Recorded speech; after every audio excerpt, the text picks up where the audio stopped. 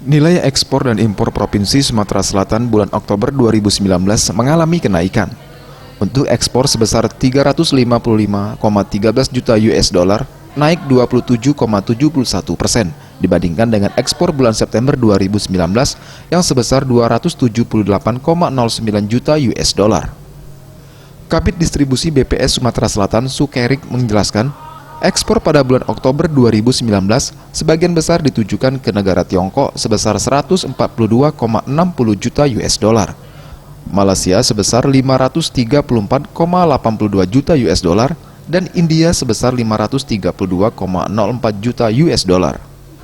Sementara ekspor Provinsi Sumatera Selatan periode Januari sampai Oktober 2019 sebesar 3.400,59 juta US dollar atau turun 10,77% dibandingkan nilai ekspor periode Januari sampai Oktober 2018 sebesar 3.811,06 juta US dollar.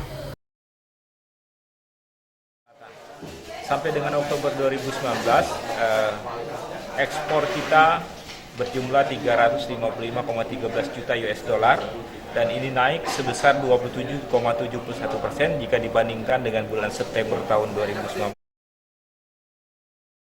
Tim Liputan Sriwijaya TV.